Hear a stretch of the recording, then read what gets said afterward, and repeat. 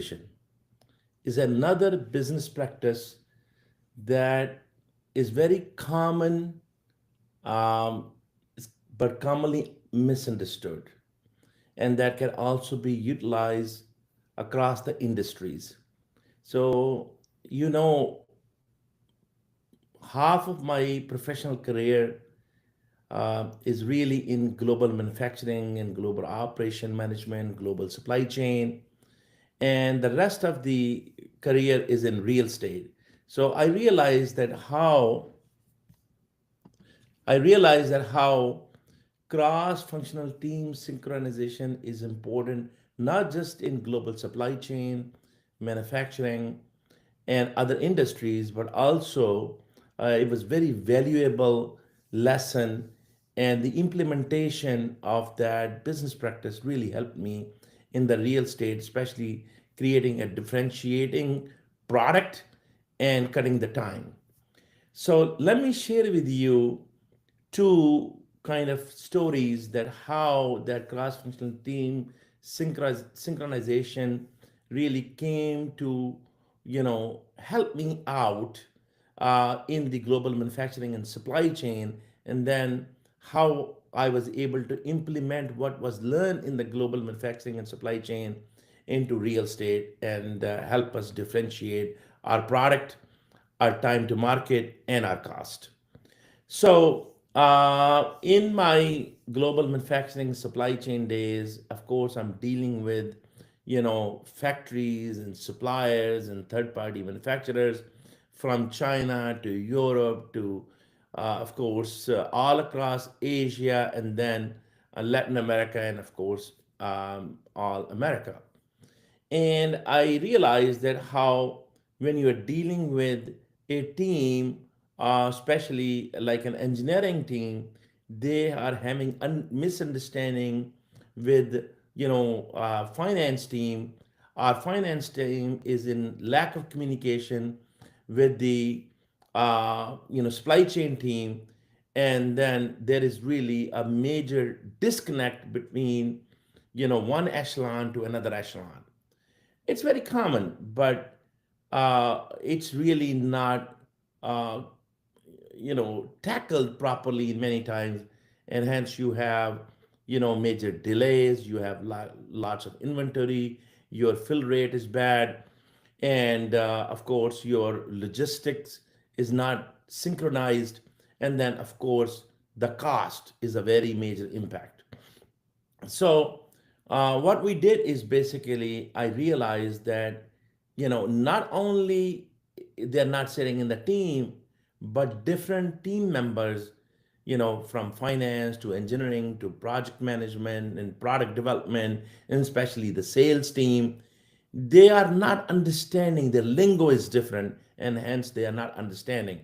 So it's first of all, it's very important to understand in the company there is a front end of the company and there is a back end of the company, and then of course is the middle layer. So let's define sales team as at the front end, purchasing team at the back end, and then you have the operation in the middle.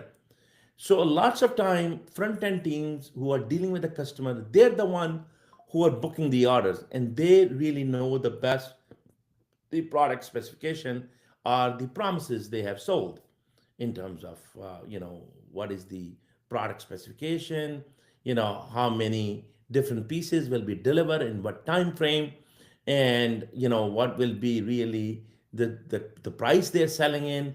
It's important to know that what we are promising to the customer and then what we're getting from the suppliers, and it has to be all synchronized and communicated. So first of all, I basically coined this term front to back communication. Front to back communication. What it means is whatever is communicated to the sales team, that has to be communicated all the way to the back end to the purchasing and supply chain teams. So, how did we do that? Is basically, first of all, I realized that what are the pain points, and we documented those pain points into the case studies. So instead of using Harvard Business case studies, which are very good, but they are very, I would say, unspecific and general in nature. that might not be understood to a team on the in China, a team in India, a team in Europe, or especially those team members who may not even have that kind of education. And because sometimes these studies are very philosophical in nature and they're written in like 20, 30 pages. So I really came up with the idea that what I should do is really document the case studies, the inefficiencies into case studies, and then see that how that inefficiency got resolved. And then that really become a case study. So I documented hundreds of those case studies, and each case studies was summarized in one slide, single page. So basically, the problem was really defined in two sentences, and then what was the core issue and how we resolved the issue, and then what was the result in terms of dollars, in terms of time, in terms of customer satisfaction, and what have you. So when I documented all those case studies, basically, then I said it will be very beneficial if we really put together cross-functional teams.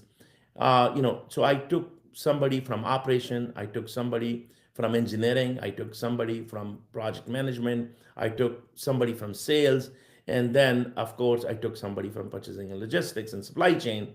So I sat them in one room and I asked them, do you really know on this product or on this project what is the customer commitment? So the customer commitment, first of all, was not understood all the way to the supply chain. And now, we basically clarify the customer commitment, and then after clarifying the customer commitment, we said, okay, let's map it out all the way to the back end, and let's see what are the suppliers' commitment. And then we, of course, you're not going to believe it, we ran certain, focus group.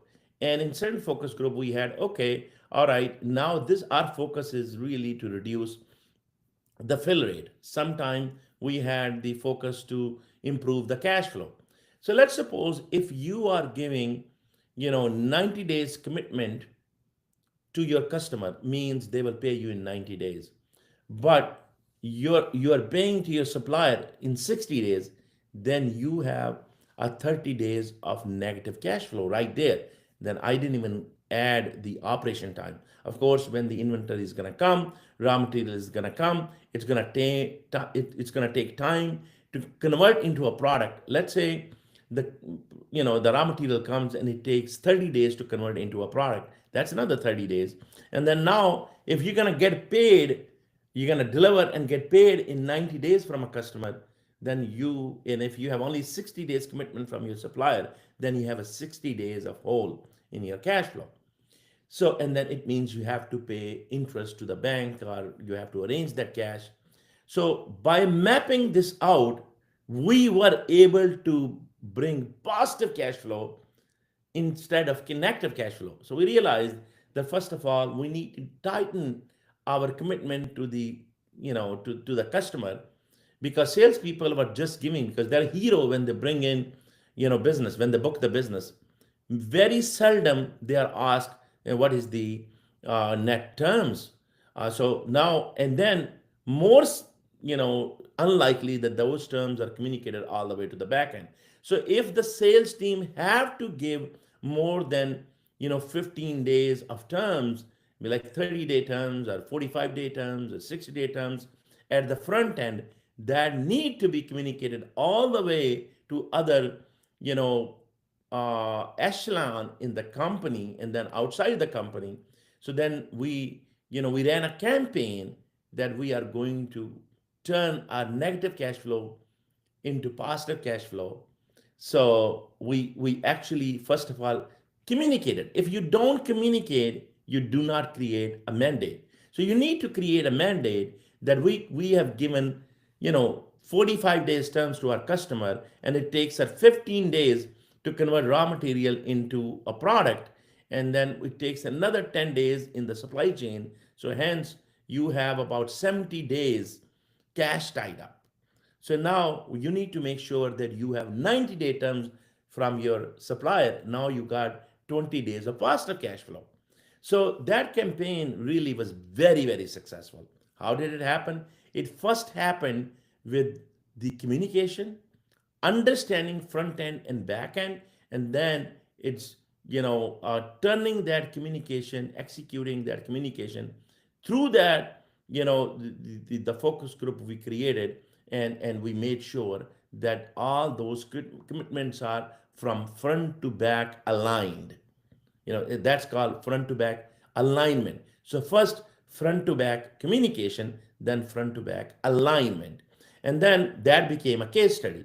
Now we took that case study and we went into different factories, and we put these cross-functional teams, and we communicated to all cross-functional teams, because there are people who are dealing with the customer, there are people who are dealing with suppliers, there are people who are dealing with actual operation, because they need to understand that they need to produce, they need to use the inventory properly, that first in first out instead of first in last out, because in this way you are making sure that if even there is something wrong with the raw material, then that raw material get replaced, and you do not lose on your cash flow either.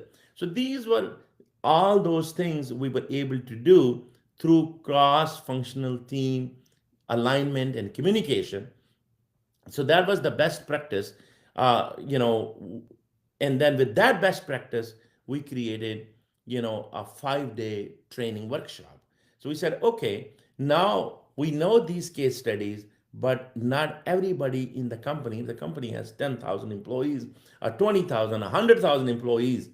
Then of course, if it's a small company, 5 people company, it's easy to communicate. But as the companies get bigger, these communications don't become that easy, and then people start writing their processes and best business practices, and then they don't get communicated. So the best thing was that you first summarize these success stories, and or even the problems, and then you basically put the cross-functional team in a room, and for 3 days we were training them, learning from their problems, and then sharing case studies and developing new case studies, and hence developing new problems, and then developing the group who would turn those problems into opportunities.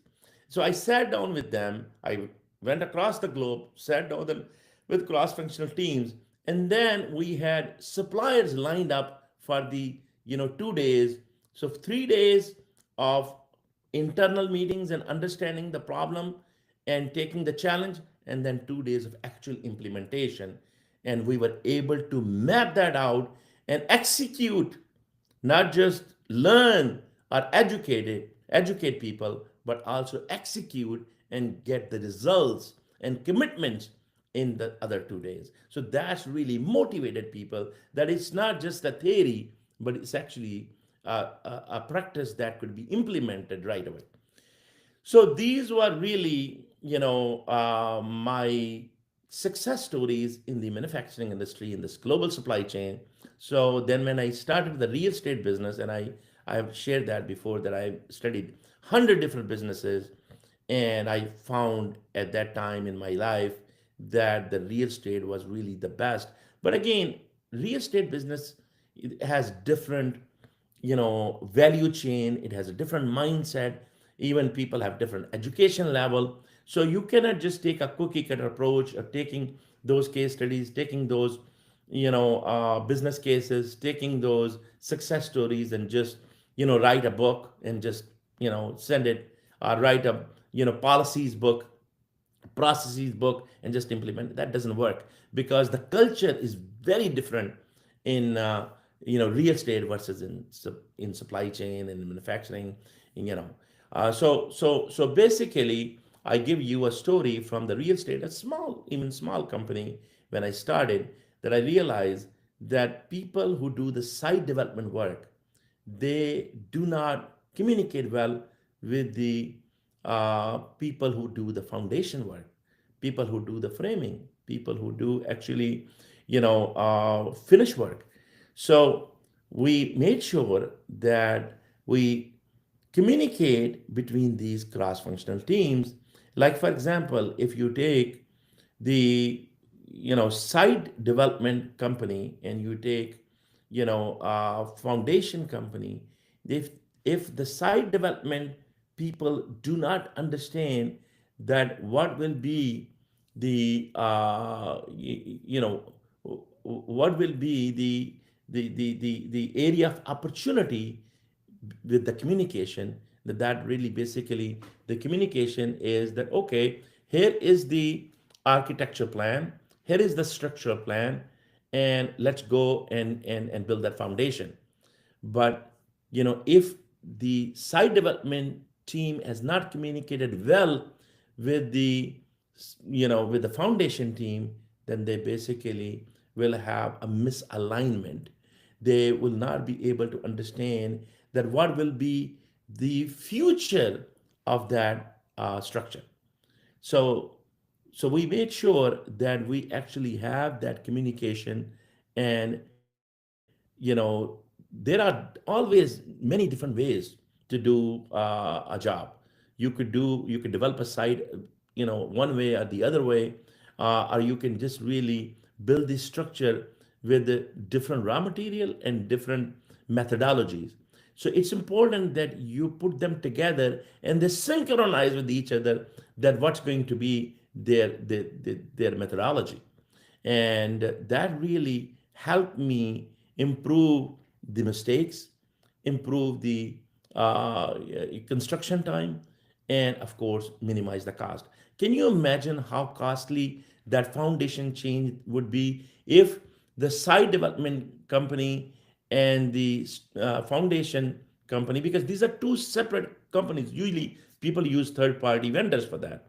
They both have their own plan, but they can actually follow their plan. But there is a lot of interdependencies between the site, how the site is developed, versus the foundation. The plans are correct, but how plans are understood, and how they really have the dependencies on each other. And if that is communicated well between these two companies, and they have the same methodology, if they follow the same methodology, then you have less mistakes. But if the mistakes happen, those mistakes are very, very costly mistakes. They cost hundreds and thousands of dollars. So that's the reason, I believe that if you have cross-functional team synchronization process already implemented every single time. It's not just the map. It's not just the site development plan. It's not just the architecture plan. It's not just the structure plan. It's also the best business practice for alignment there, because that's what makes sure that you do not waste any time. If everything is the process is synchronized, and every step is understood and aligned. And if that happens, what happens is your time to deliver a building is much different than if the process was not aligned between different third party vendors or different even teams. It could be internal teams or external teams. As long as you share your plan, whether that is in manufacturing or in real estate, as long as your interdependencies are understood, your internal customers and suppliers are understood, and your external customers and suppliers are understood, and what your interdependencies are. These interdependencies are now better understood in the manufacturing, but very little these are understood in the especially real estate business. And that's the reason, especially in real estate development, you see that a lot of waste. And that's the reason you see that real estate development projects usually are delayed. They are delayed because different people do not understand their interdependencies. And that's the reason you end up wasting time, and you end up wasting cost. So to you know to avoid those delays, you must understand the interdependencies and have the best business practice to have that communication, front to back communication, and process alignment ahead of time before you actually the start the project. And different phases of the project will require different type of meetings. So I think we will continue talking about different best business practices learn from one industry which may not be common in the other industry and applying into different industry. And the goal is really again avoiding, time and cost. And that's really what's all about.